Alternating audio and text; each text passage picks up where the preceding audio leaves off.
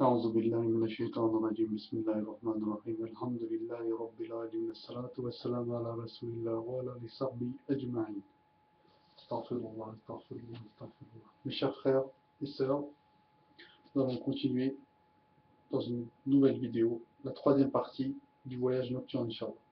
Donc on va résumer un peu la deuxième vidéo. Donc on s'est dit que le prophète sallallahu alayhi wa sallam était à Bayt al-Mahmoud, donc un endroit qui se situe au 7e cieux.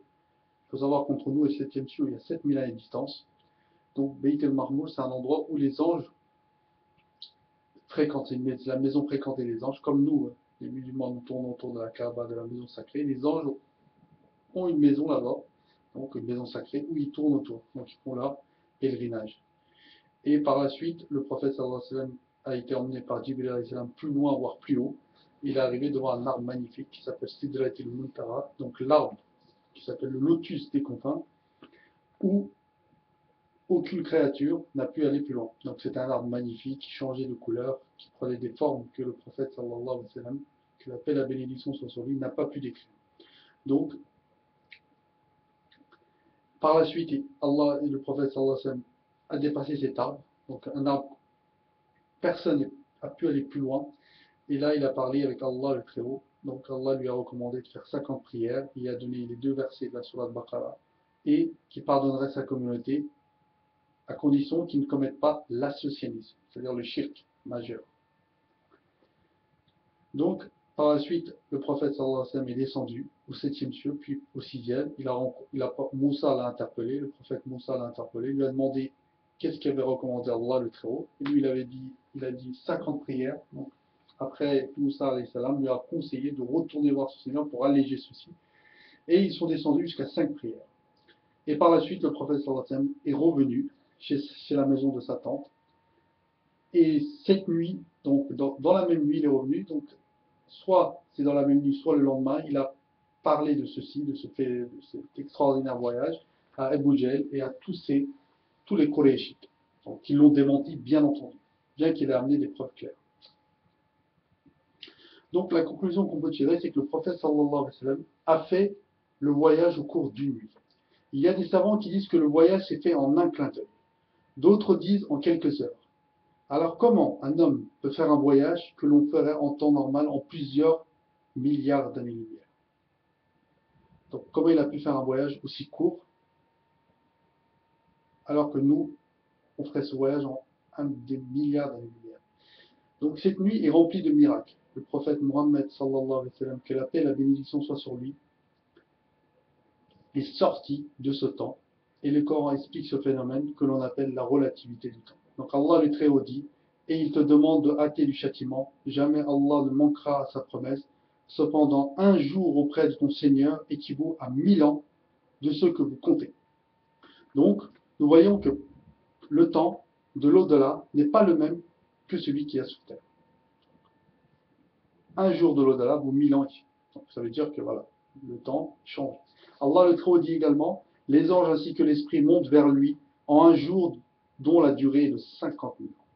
Donc on voit que les anges et l'esprit, qui est l'ange Jibril, alayhi salam, mettent un jour alors que toute créature mettrait 50 000 ans pour y aller. Donc le Coran parle aussi de l'histoire de Uzayr alayhi salam, qui est un prophète, donc, et qui a été considéré par les Juifs comme le fils de Dieu. Donc, Allah le Très-Haut dit dans la sourate Baqarah, verset 259, ou comme celui qui passe par un village désert et dévasté, comment Allah va-t-il redonner la vie à celui-ci après sa mort, dit-il. Allah donc le fit mourir et le garda ainsi pendant 100 ans. Puis il le ressuscita en disant, combien de temps as-tu demeuré ainsi? Je suis resté un jour, dit l'autre, ou une partie d'une journée.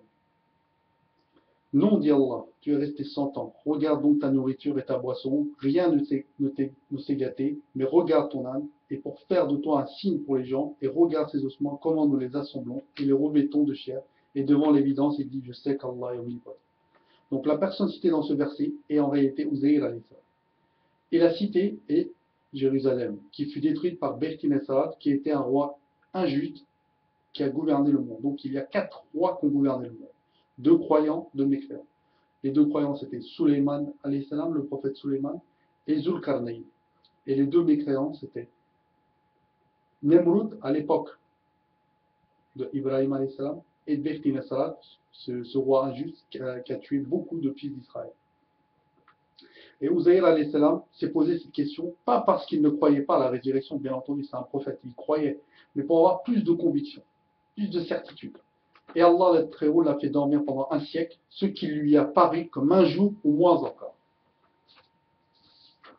Donc cela prouve qu'Allah, le Très-Haut, peut faire paraître un long temps court pour une personne.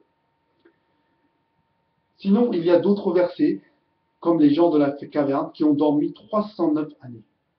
De même, quand les gens sont ressuscités, il leur sera demandé combien de temps ils sont restés sur terre. Ils répondront un jour ou une partie d'un jour. Donc ça veut dire qu'il y a des gens qui sont restés peut-être 200 ans sur terre, voire 150, 100 ans, et ça leur paraîtra comme un jour ou moins encore. Et le jour de la résurrection, qui dure en réalité 50 000 ans, passera très vite pour les croyants. Donc tous ces versets prouvent que le temps n'est pas perçu de la même manière pour tout le monde. Un temps très long peut passer très court, idem pour le contraire.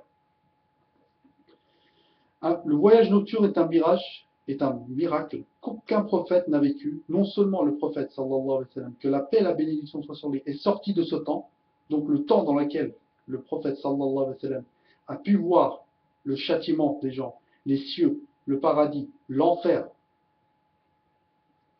parler avec Allah le Très-Haut, était différent du temps de la terre. Car ce long voyage représentait rien pour le temps de la terre, un clin d'œil ou quelques heures. Et au cours de ce voyage, le prophète sallallahu alayhi wa sallam a vu les habitants du paradis, de l'enfer, où il a dit que la plupart des habitants de l'enfer seraient des femmes. Allah nous préserve de ce châtiment. Et il a vu également ce qui allait se passer avant l'Apocalypse, donc les signes majeurs et les signes mineurs, les signes mineurs et les signes majeurs. Il avait également des communautés, des différents prophètes défiler devant lui. Donc là, je vais vous faire part d'un petit hadith. Inch'Allah, donc Saïd ibn Jubayr rapporte un hadith d'Ibn Abbas, il dit, le prophète sallallahu alayhi wa sallam a dit, toutes les nations me furent présentées. Donc les savants disent que ça a été le jour le jour du voyage nocturne. Et je vis les prophètes se succéder l'un suivi de moins de 10 adeptes, l'autre de 2 ou 3 personnes, et un autre tout seul. Apparut ensuite une grande multitude de gens que je prie pour mon peuple. Mais l'on me dit que c'était la communauté de Moussa. Plus tard, une plus grande foule apparut et l'on me dit que cela était mon peuple. Parmi eux, il y aura 70 000 personnes qui rentreront au paradis sans jugement ni châtiment. Donc, on voit également que le prophète sallallahu alayhi wa sallam a vu des événements qui allaient se passer dans le futur. Donc, Mohammed sallallahu alayhi wa sallam, que la paix et la bénédiction soient sur lui, a fait un voyage dans le futur. Donc, il a vu des choses qui allaient se passer dans le futur, qui ne se sont pas encore produits, qui vont se produire dans le futur, qui vont se produire avant l'Apocalypse et les événements qui se produiront après l'Apocalypse. Donc, tous ces éléments prouvent le caractère extraordinaire de ce voyage. Le prophète Mohammed sallallahu alayhi wa sallam a vu toute la création d'Allah le Très-Haut. Tous les mystères de l'univers lui ont été dévoilés. Le monde invisible lui est devenu visible. Et en réalité, aucune personne ne peut savoir réellement ce qui s'est passé durant ce voyage, parce que ce voyage est rempli de secrets. Et Allah le Très-Haut a autorisé à décrire certains événements que le prophète sallallahu alayhi wa sallam a vus. Donc une question que beaucoup de gens se posent aujourd'hui, c'est est-ce que le prophète sallallahu alayhi wa sallam a vu Allah le Très-Haut? Donc, à cette question, Inch'Allah, nous allons répondre en nous appuyant sur des preuves claires. Donc, on va voir plusieurs avis par rapport à ce sujet. Mais nous verrons que ces avis, en réalité, ne se contredisent pas. D'après Aïcha radiallahu, Mashrouk a dit, donc c'est un Sarabi, un jour que j'étais accoudé de Aïcha, donc elle était accoudée, il était accoudé, et elle dit, Aïcha radiallahu dit, oh Abu Aïcha, 3 choses quiconque prétend, l'une d'elles aura forgé un grand mensonge sur Allah. Je lui dis lesquelles. Donc nous on va voir une des choses, parce que la chose qui nous concerne. Aïcha radiallahu dit, quiconque prétend que Mohammed sallallahu alayhi wa sallam a vu son Seigneur aura forgé un grand mensonge sur Allah. Étant appuyé sur mes coudes, ajoutait donc le Sarabi, je me mis sur mon... Donc il se mit droit et dit, ô mère des croyants, donne-moi du temps pour comprendre et ne me presse pas. Allah le Très-Haut n'a-t-il pas dit, il l'a effectivement vu au clair de l'horizon, et il l'a pourtant vu lors d'une autre descente. Donc il a cité la sourate Najm. Et Aïcha radhiyallahu anha a dit, j'étais le premier à poser cette question au messager d'Allah sallallahu alayhi wa sallam, et le prophète sallallahu alayhi wa sallam, que la paix et la bénédiction soient sur lui, a dit, j'ai vu Jibril alayhi salam. Donc ça, la personne qui est concernée par ce verset, c'est Jibril. Donc le prophète sallallahu alayhi wa sallam, il est seul à avoir vu Jibril avec sa forme originale, donc avec ses 600 ailes. Il l'a vu une fois au début de la révélation, et une autre fois près du lotus des confins. Puis Aïcha radhiyallahu anha ajouta, n'as-tu pas entendu ce verset qu'Allah a révélé à son prophète? Les regards ne peuvent l'atteindre, cependant il saisit tous les regards. Il est le doux, le parfaitement connaisseur. Donc c'est la sourate An-Naml, verset 103. Donc, il faut savoir que Allah subhanahu wa ta'ala, on ne peut pas le voir dans ce bas monde. Parce que Moussa alayhi salam a demandé à Allah, Ya Allah, ô Seigneur, montre-toi à moi. Et Allah a répondu, tu ne me verras pas. Et puis Allah a dit, regarde la montagne, si elle me réside, tu pourras me voir. Moussa alayhi salam a regardé la montagne, quand il a vu que la montagne s'était réduite en poussière, il s'est évanoui. Et les exagèses de ce verset, donc les interpréteurs de ce verset, disent que Allah le Très-Haut n'a ouvert qu'une brèche d'un trou d'aiguille. Donc d'un trou d'aiguille, il a regardé la montagne. Donc il a ouvert une brèche d'un trou d'aiguille, il a regardé la montagne. Et il y a une lumière de son visage qui est sortie de ce trou d'aiguille. Ça suffit pour que la montagne soit réduite en poussière. Soit réduite en poussière.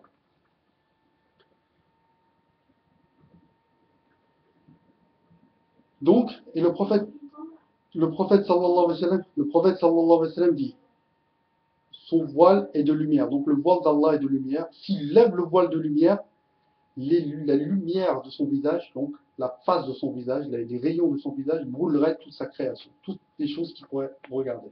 Donc c'est-à-dire les créatures, les djinns, les anges, ainsi que les 7 cieux, tous les univers seraient brûlés. Donc son voile de lumière, en réalité, est là pour protéger sa création. Donc s'il lève son voile de lumière, la lumière de son visage brûlerait toute la création.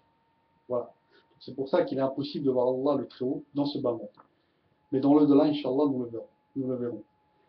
Et après, Aïcha radhiyallahu anha continue. N'as-tu pas entendu ce verset où il est dit, il n'a pas été donné à un mortel qu'Allah lui parle autrement que par révélation ou de derrière un voile, ou qu'il envoie un messager, ange, qui relève par sa permission ce qu'il veut. Il est sublime message. Surat Shura, verset 51. Donc, Allah le Très-Haut a parlé directement qu'à 3 personnes. Il a fait entendre sa voix qu'à 3 personnes. Adam alayhi salam, Moussa alayhi salam et Mohammed sallallahu alayhi wa sallam. Donc après, sinon les autres prophètes, les messagers, il a parlé soit par inspiration, soit par le biais de l'ange Jibril. Donc personne n'a parlé directement à Allah sans voile. Donc personne n'a vu Allah le Très-Haut. Personne. Aucune créature. Donc vous allez voir un deuxième hadith. Ebu Zer, un Sarabi, radiallahu, a interrogé le messager d'Allah sallallahu alayhi wa sallam. Il a dit, ô messager d'Allah, as-tu vu ton Seigneur?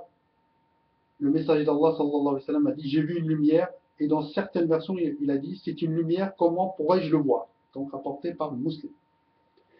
Allah le Très-Haut a dit dans la sourate Najm, le cœur n'a pas menti ce qu'il a vu. Donc Ibn Abbas qui a fait cette interprétation du verset a dit, le prophète sallallahu alayhi wa sallam aurait vu son Seigneur 2 fois avec son cœur. Quant à Bayhaqi, Anas, Al-Hassan et Ikrima, rahimullah, ces savants, ils ont dit qu'il a vu, le prophète sallallahu alayhi wa sallam a vu son Seigneur avec ses yeux. Donc, on voit dans ces paroles plusieurs avis, mais il ne faut pas croire qu'il y a des contradictions avec ces différentes paroles. Certes, notre mère Aïcha renie le fait que le prophète Mohammed sallallahu alayhi wa sallam a vu son Seigneur. Mais ce qu'elle renie en réalité, c'est le fait que le Seigneur soit vu dans son intégralité. Car Allah le Très-Haut dit bien, les regards ne peuvent l'atteindre et lui il atteint tous les regards. On voit par le biais de ce verset que même les habitants du paradis qui verront Allah le Très-Haut ne pourront pas l'atteindre et le cerner par le regard. Car Allah le Très-Haut dit, il est le Très-Haut et l'immense. Surat Baqarah, verset 255. Donc, c'est-à-dire que les gens du paradis, quand ils verront Allah, ils ne pourront pas l'atteindre, puisqu'Allah est très haut et immense à la fois. Donc, les regards ne peuvent pas l'atteindre.